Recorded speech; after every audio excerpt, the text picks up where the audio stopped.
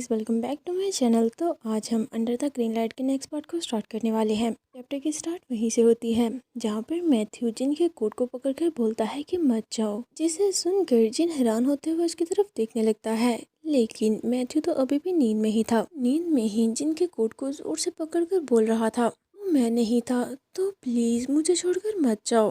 फिर जिन बोलता है, फाइनली अब तुम उठ ही गए। लेकिन दूसरी तरफ से तो उसे कोई रिप्लाई नहीं मिलता। इस पर जिनको गुस्सा आने लगता है, वो गुस्से से उसके फेस को पकड़कर स्क्वीज करते हुए सोचता है, आखिर ये क्या बकवास है, क्या ये नींद में ही बातें कर रहा है। लगता है कि इसे मेरे साथ खेलने में मजा आ रहा है।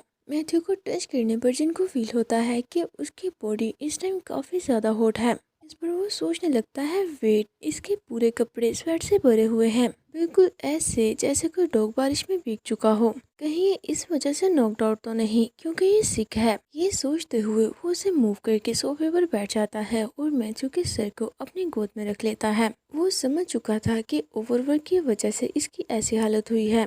पर वो उसकी तरफ देखते हुए सोचने लगता है, इसी वजह से तुम्हें बिना हेजिटेट किए मेरी ऑफर ले लेनी चाहिए थी। और ज़रा मेरी तरफ देखो, जो कि एक स्ट्रगलिंग स्टूडेंट की हेल्प करने के लिए अपनी डर्टी मनी दे रहा है। आखिर कोई इतना काम कैसे कर सकता है जिसकी वजह से वो बीमार हो जाए।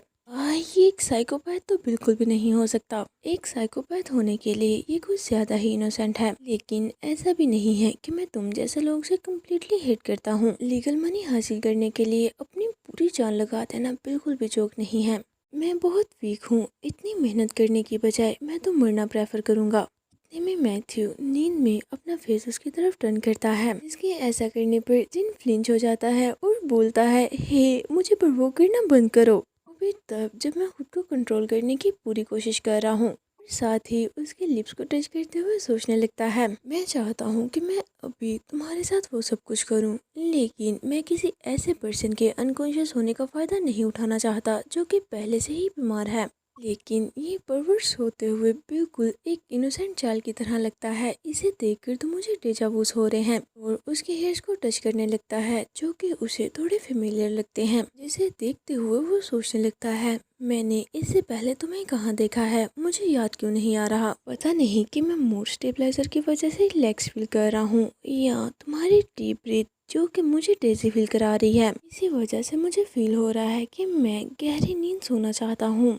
वैसे ये इतना भी बुरा नहीं है। मैथ्यू के पर्सपेक्टिव से देखते हैं, जैसे कि जिनके टच करने की वजह से उसके हाल कूल लग रहे थे। नींद में ही उसके हाथ पकड़कर सोचने लगता है, कोल्ड हाथ जिनसे हल्की हल्की सिगरेट की बू आ रही है, ये तो उसी पर्सन के लग रहे हैं जिसका मैं इतनी देर से वेट कर रहा हूँ। के बाद हम मैथ्यू के बचपन का सीन देखते हैं, जहाँ पर उसे कई फैमिलीज ने अडॉप्ट किया था। हर फैमिली उसे यही छोड़कर वापस चली जाती कि इसका बिहेवियर बहुत अजीब है, हमें इससे क्रीपी फील होता है। मैथ्यू ब्रिटिश एम्बेसडर का इकलौता बेटा था। उसके पेरेंट्स के सुसाइड करने के बाद वो अकेला बचा था। उसकी फैमिली में सिर्फ उसकी एक ग्रैंड मदर ही थी, जो कि इस टाइम काफी ज्यादा बीमार थी और ऑलमोस्ट मरने ही वाली थी। यहाँ तक कि उसे ये भी नहीं पता था कि उसका ग्रैंड चाइल्ड इस टाइम किस हालत में है।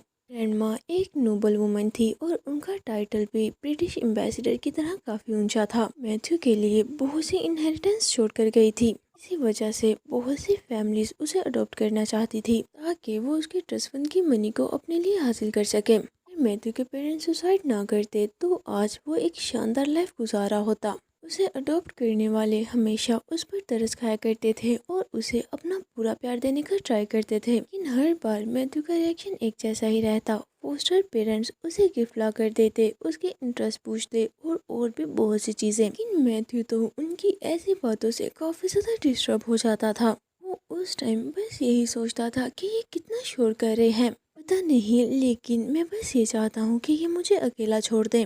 मैं इनके कभी ना खत्म होने वाले क्वेश्चन से तंग आ चुका हूँ। अगर मैं इन्हें आंसर ना करूँ और ऐसे प्रिटेंड करूँ जैसे मैंने कुछ भी नहीं सुना, तो आखिरकार ये भी मुझे छोड़ देंगे। मैथ्यू के ऐसा करने पर वो सच में ही उसे वापस छोड़ जाते थे। इस पर वो सोचता है, मैं बिल्कुल ठीक था, उन्होंने भी मुझे छोड़ दिया। फिर वो उस रैबिट को याद करता है कि ऐसे लोगों के बजाय जो कि बस मुझे हमेशा परेशान करते हैं, तुम ज्यादा बेटर हो, तुम कुछ भी नहीं बोलते। जब उसने फर्स्ट टाइम रैबिट को टच किया था तब उसे वो काफी सॉफ्ट और शांत लगा था। और वो सैड होते हुए सोचने लगता है, क्या इसी वजह से सभी तुम्हें प्यार करते हैं। अगर मैं भी बिल्कुल तुम्हारे जैसा होता तो मॉम एंड डैड मुझे छोड़कर ना जाते, लेकिन उसके टच करने पर तो दूसरों को बिल्कुल भी अच्छा नहीं लगता।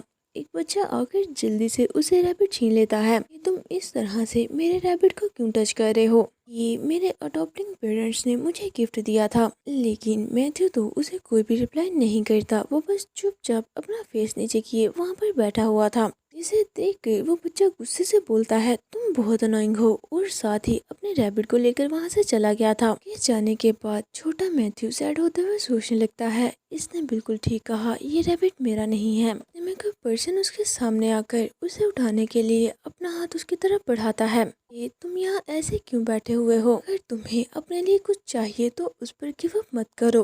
अपनी पूरी पावर लगाकर उसे हासिल करने के लिए सब कुछ करो। उसे बाय करने के लिए पैसे कमाओ या उसके जैसा ही एक बना लो। तुम्हारे पास बहुत से ऑप्शन है, तुम कुछ भी कर सकते हो। तुम बस यहाँ बैठकर वेट करने वाले हो कि हेवन से कोई आएगा और तुम्हें वो ला कर देगा। जिसकी ये बात सुनकर छोटा मैथ्यू काफी ज्यादा चौंक जाता है। उस पर्सन का फेस देखते हैं जो कोई और नहीं बल्कि जिन था, जिसका उसे ये बोलना मैथ्यू को बिल्कुल ठीक लगा था। सोचता है, इस ऑर्फनेज में ऐसी कोई भी चीज नहीं है जिसे मैं अपना बोल सकता हूँ, भी नहीं, यहाँ तक कि वो रैबिट भी नहीं। वो दिन अब नहीं रहे जब मुझे हर चीज इजीली मिल जाती थी और मेरे सभी पेरेंट्स जो कि सिर्फ इसी वजह से मुझे गिफ्ट देते आए हैं कि मेरी नजरों में वो खुद को बेटर दिखा सके, वो सब के सब अब नहीं रहे। मैंने अपना गोल सोच लिया है, अब मैं वो सभी कुछ बनाऊंगा जो भी मैं डिजर्व करता हूँ। ये सोचते हुए उसने रैबिट को स्कल्पचर करना स्टार्ट किया था। और जिस दिन उसने पहली बार ऐसा किया तो वो सब कुछ उसकी सोच से भी ज्यादा इजी था। उसके टीचर्स बार बार उसे यही बोलते थे कि तुम बहुत ही टैलेंटेड हो। रात वो चुपके से ऑर्फनेज से बाहर निकल जाता और रैबिट को रिक्रिएट करने में अपना पूरा फोकस लगाता। से वो वहाँ पर अकेला नहीं होता था, क्योंकि स्ट्रीट के दूसरी तरफ जिन हर रात बास्केटबॉल खेला करता था।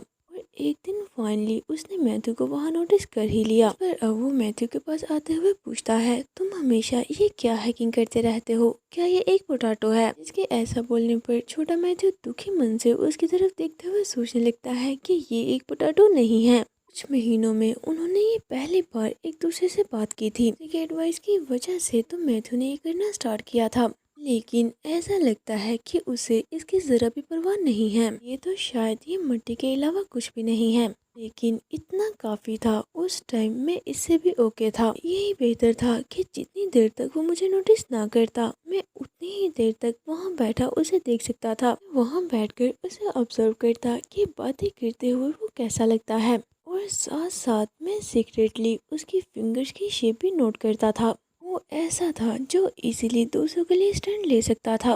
उसकी प्रेजेंस दूसरों से काफी डिफरेंट थी। कोई उसे देखता और उसके क्लोज जाने का ट्राई करता। उसके आईज शार्प और हेयर डार्क थे। उसकी दुनिया दूसरे लोगों से काफी ज्यादा बड़ी थी, जो दूसरे लोगों में उसके जैसी एक सिंगल चीज भी नहीं थी। लेकिन काफी देर बाद मुझे एक कॉमन चीज मिल ही गई। वो थी उसकी वाइट और ब्यूटीफुल स्किन। जिन एक दिन दोबारा से उसके पास आकर बैठ गया था और उसे बुलाता है, हे पोटैटो किड, तुम आधी रात तक यहाँ बैठकर क्या करते रहते हो? ऐसा तो नहीं लगता कि तुम चुपके से स्मोकिंग करने के लिए बाहर निकलते हो? कहीं तुम अपने पेरेंट्स के वापस आने का तो वेट नहीं कर रहे? तुम मुझसे कुछ जानना चाहते हो?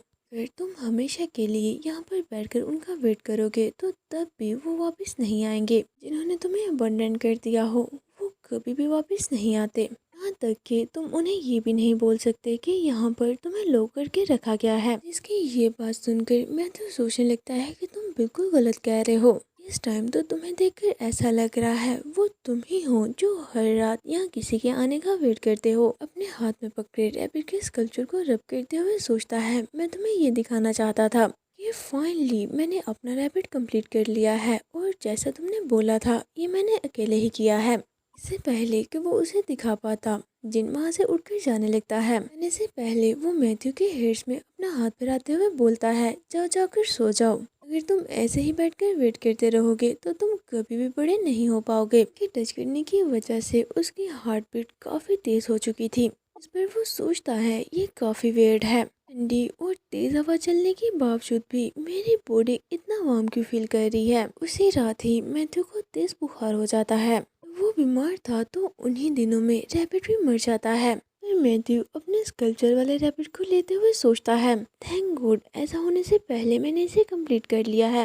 मेरा रैबिट मुझे छोड़कर कभी भी नहीं जाएगा।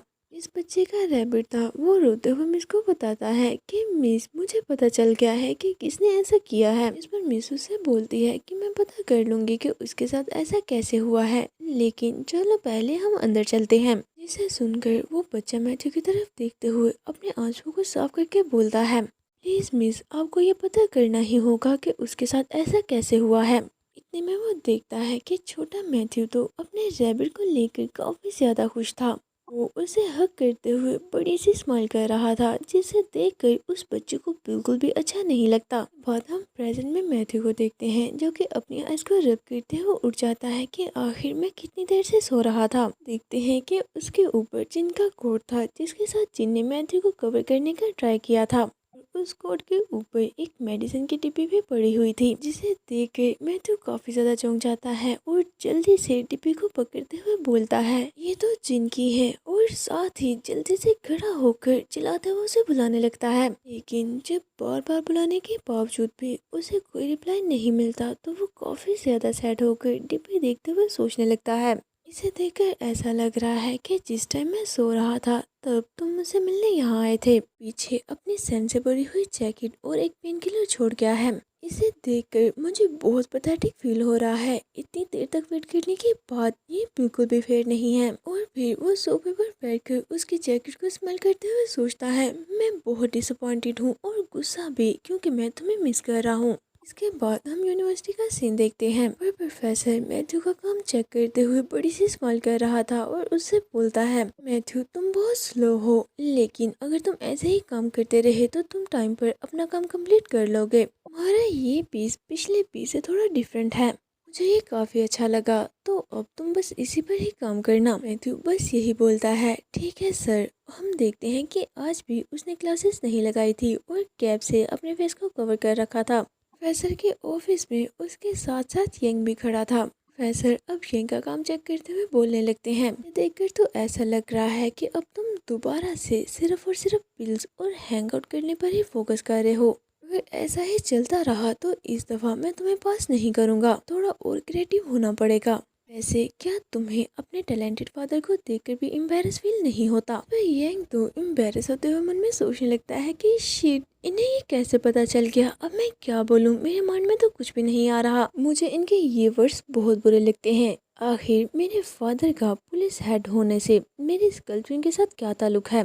में मैथ्यू पूछता है, सर क्या अब मैं जा सकता हूँ? प्रोफेसर भी बोल देते हैं, हाँ अब तुम जाकर अपना काम करो। इसे सुनकर यंग को तो काफी ज्यादा गुस्सा आने लगता है। गुस्से से मन में सोचने लगता है कि आखिर मेरा फीडबैक सेशन इसके साथ क्यों रखा गया है? या सर इसके सामने मुझे बैड फील कराना चाह रहे हैं?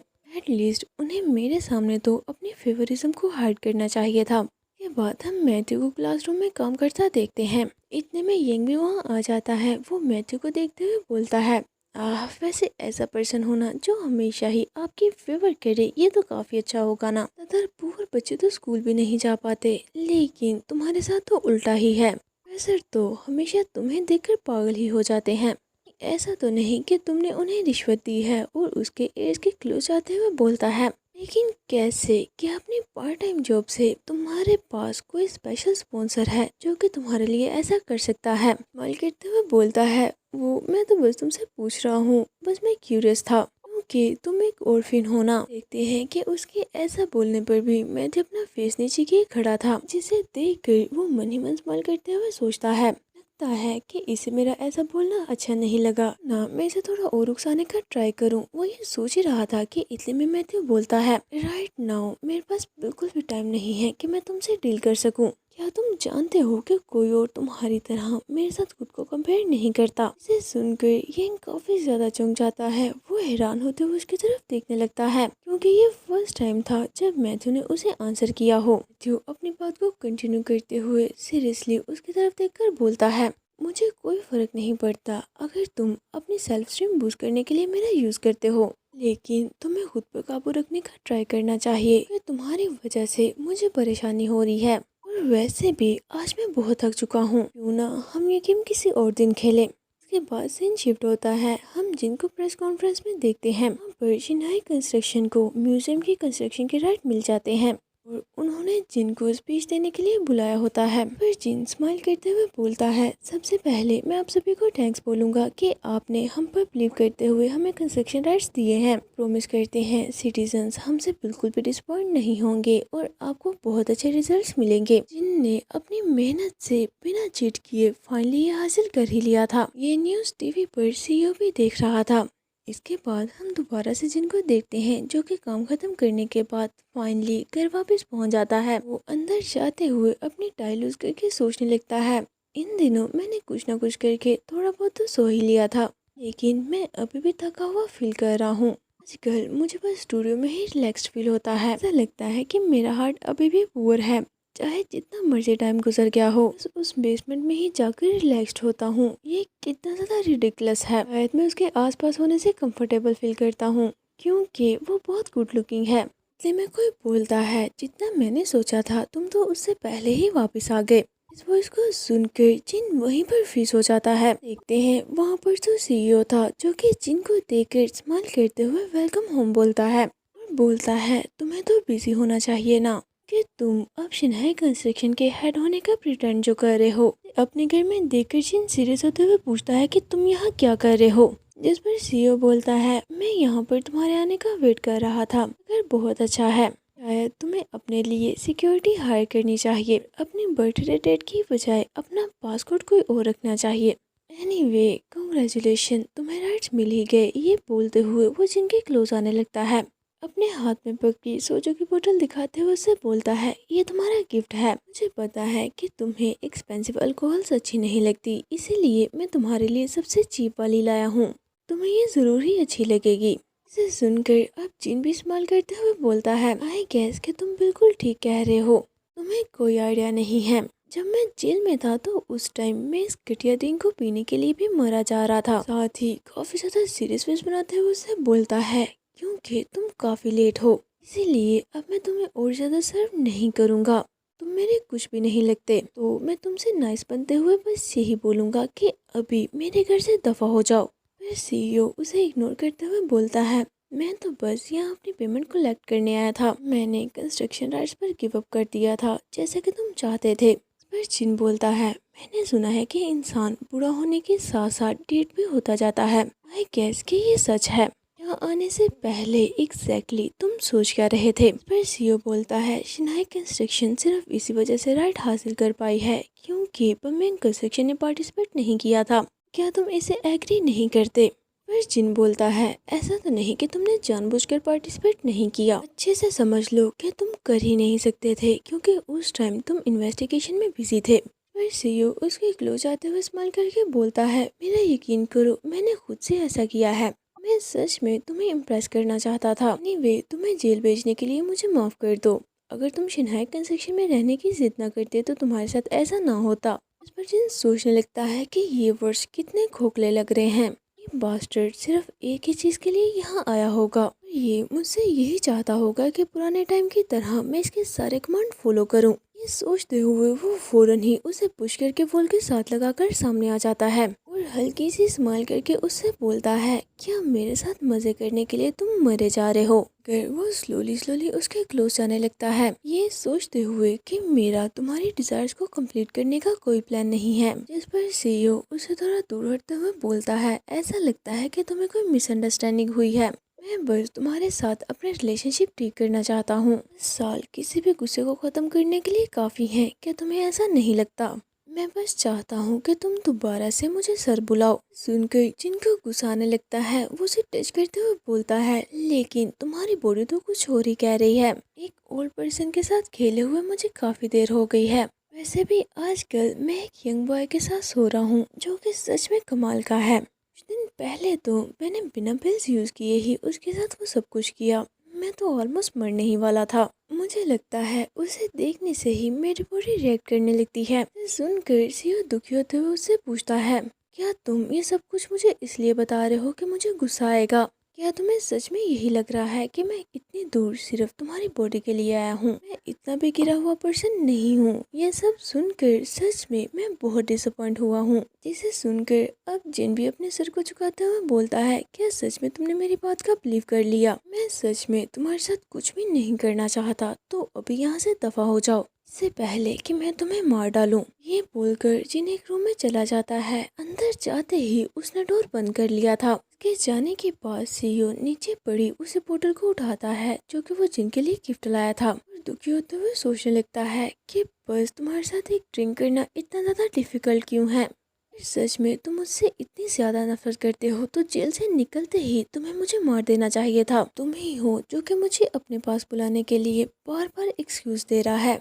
के बाद हम जिन को देखते हैं जो कि रूम के अंदर जाते ही फौरन डोर को बंद करके डोर के साथ ही लगकर खड़ा हो गया था। उसकी हालत काफी ज्यादा खराब हो रही थी। वो मुश्किल से सांस ले पा रहा था और सोचने लगता है कि मैं ऐसे ही कमरे में क्यों भाग आया। मेरी पूरी बॉडी स्वेट से भर चुकी है। मैं ऐसे एक डरपोक की तरह क्यों कांप रहा हूँ?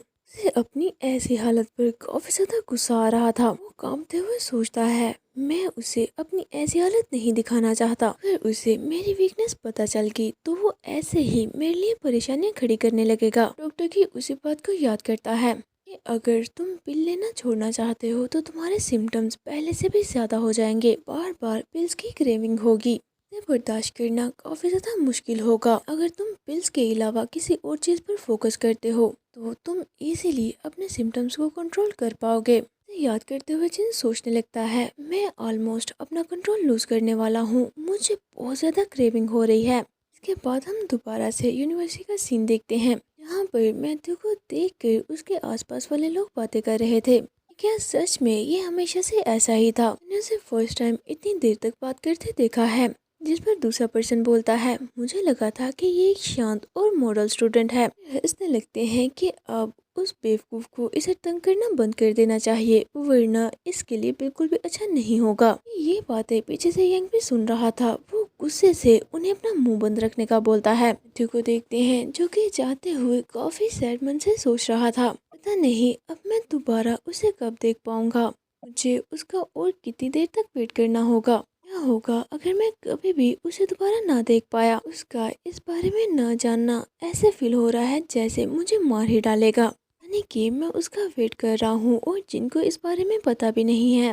में चलते हुए उसे अपने सामने जिन नजर आता है जो कि बिल्कुल रेडी होकर काफी कूल वे में अपनी कार के पास खड़ा मैथ्यू के आने का वेट कर रहा था। मैथ्यू को अपने सामने देखते ही जिन उसे बोलता है, हे पार्ट टाइमर, तुम इतना सैड क्यों लग रहे हो? जिसे ऐसे अपने सामने देखकर मैथ्यू काफी ज्यादा चौंक जाता है और सोचने लगता है ये तो जिन है, और जल्दी से उसके पास जाकर पूछने लगता है कि तुम यहाँ क्यों आए हो? आज क्या ओकेशन है? सच में तुम यहाँ मुझे देखने आए हो? जिसे सुनकर जिन अपने आर्म्स फोल्ड करते हुए बोलता है, हाँ, पर एक टाइम में बस एक क्वेश्चन पूछो। मैथ्यू को जिन के साथ देखकर वो पर्सन दोबारा से बातें करने लगते हैं। ऐसा लगता है कि ये दोनों एक दूसरे के काफी क्लोज हैं। और दूसरा तो जिनकी कार से अपनी नजरें हटा ही नहीं पा रहा था कि वाह, ये कार कितनी औसम लग रही है। और जेंग भी उन्हें देखते हुए मुंह बनाकर सोचने लगता है, तो इसी वजह से ये बास्टर्ड आज इतना ज्यादा एरोगेंट लग रहा था क्योंकि इसके पास एक शुगर डैडी है। जिनको देखते हैं जो कि स्माइल करते हुए काफी कूल वे में मैथ्यू के पास जाता है। कैप को हल्का सा ऊपर करके मैथ्यू का फेस देखते हुए बोलता है, ऑफ कोर्स मैं यहाँ तुमसे ही मिलने आया हूँ, ना मैं यहाँ क्यों आऊँगा। तो इसी के साथ आज का ये चैप्टर यहीं पर एंड होता है। अगर आपको ये वीडियो अच्छी लगी हो और आपने इसे यहाँ तक देखा है तो प्लीज़ इसे लाइक ज़रूर कर दें, और साथ ही साथ मेरे चैनल फन एक्सप्लेनेशन को सब्सक्राइब भी करें। तो चलिए मिलते हैं आपसे नेक्स्ट वीडियो में। Until next video, take care of yourself and bye bye.